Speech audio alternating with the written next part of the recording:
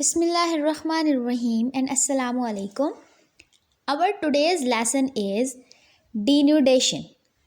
Lesson number 2. The earth is constantly undergoing change by some natural processes. The processes that takes place under the earth's surface are called endogenous processes. Plate tectonics, faulting and volcanism are some endogenous processes, while which make up the earth's relief features such as mountains, plains and plateaus. Some processes takes place on the earth's surface and are called exogenous processes. These processes changes the shape of earth relief features. Now come towards the denudation. What basically denudation is? It is the process. It is an exogenous process which results in changing the relief of the earth. Now how it is changing? It involves the breakdown of rocks and removal of rock fragments from the earth's surface and their transportation and deposition elsewhere.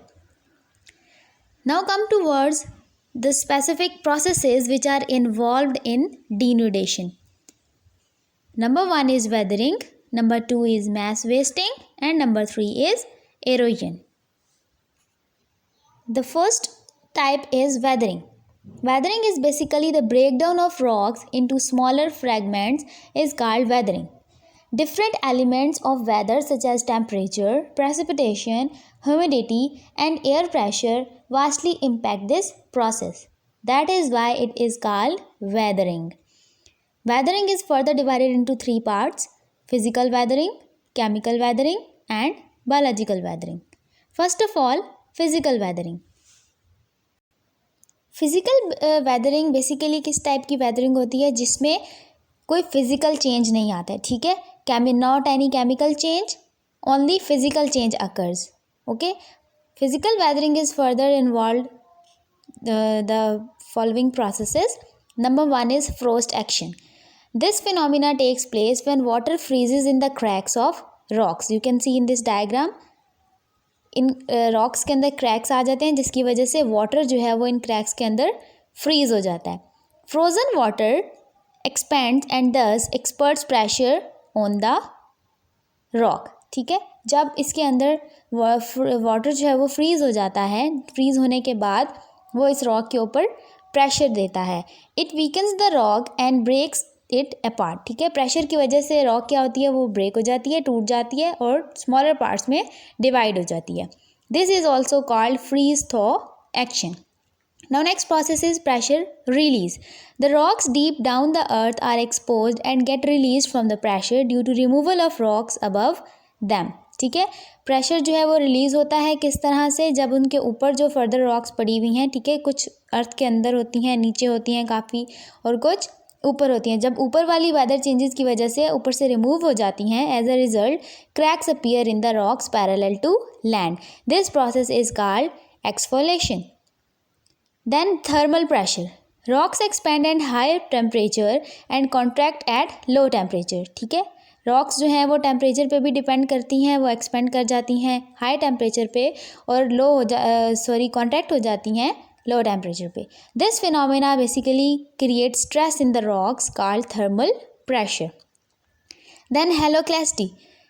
हेलोक्लेस्टी और salt weathering is the result of salt crystallization in rocks. ठीक है, क्या होता है कि rocks के अंदर salt के क्रिस्टल जो हैं वो अपीयर होना शुरू हो जाते हैं. Salt crystals form the salty solutions that सीप थ्रू द होल्स और cracks in the rock and evaporate. ठीक है, जब ये जो सॉल्ट है वो एवेपोरेट कर जाते हैं किस तरह से, क्योंकि रॉक्स के अंदर ये क्रैक्स आ जाते हैं. इस तरह जब क्रैक आते हैं तो जो सॉल्ट के पार्टिकल्स हैं, ठीक है, वो इन होल्स के थ्रू एवेपोरेट कर जाते हैं. Due to high temperature the salt crystals expand and break the rocks. ठीक है, टेम्परेचर ज़्यादा होने की वजह से वो क्रिस्टल जो है वो एक्सपेंड करते हैं. सारी बात है, जब एक्सपेंड करेंगे सरफेस एरिया इंक्रीज होगा और रॉक जो है वो टूट जाएगा. Then abrasion. When wind, water और ice along with sediments rush over rock, the rocks are ground and become smooth. This is called abrasion. Now move towards chemical weathering. The breakdown of rocks and change in their chemical properties. ठीक है, जब chemical properties में change आता है rocks की तो फिर हम उसको chemical weathering कहते हैं.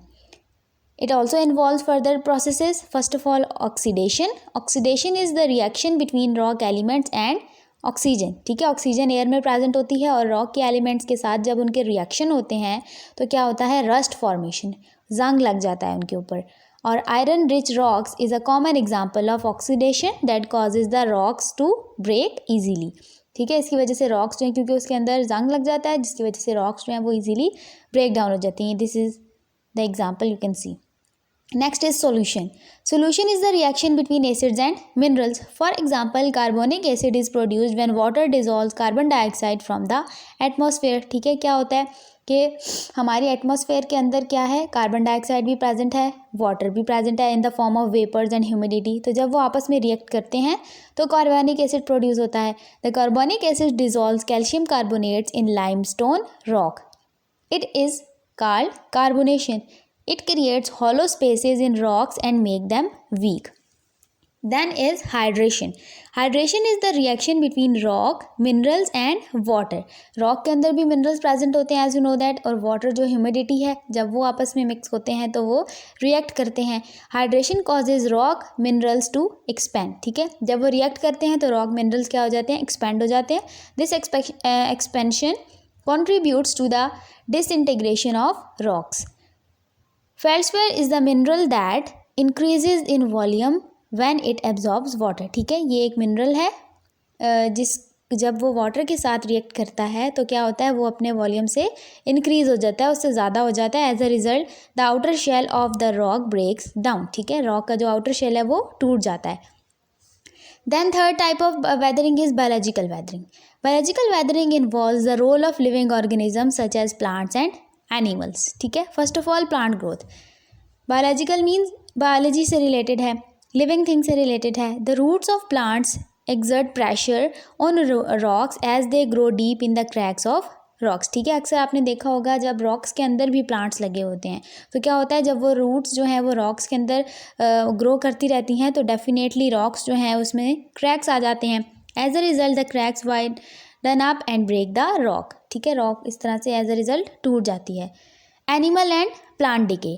When animals and plant die, their bodies rot or decay over time. The decayed matter produce carbon dioxide and carbonic acid that leads to the decomposition of rocks. ठीक है, उस decay matter की वजह से जो उनकी dead bodies होती हैं कार्बोनिक एसिड प्रोड्यूस होता है और कार्बन डाइऑक्साइड भी होती है जिसकी वजह से क्या होता है, रॉक्स की डिकम्पोजिशन हो जाती है. Then the last is burrowing.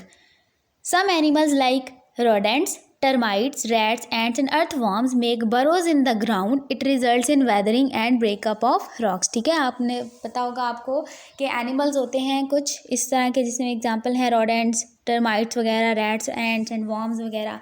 वो अर्थ के अंदर क्या करते हैं, बरोज बना देते हैं जिसकी वजह से रॉक जो है वो ब्रेक डाउन हो जाता है उनका.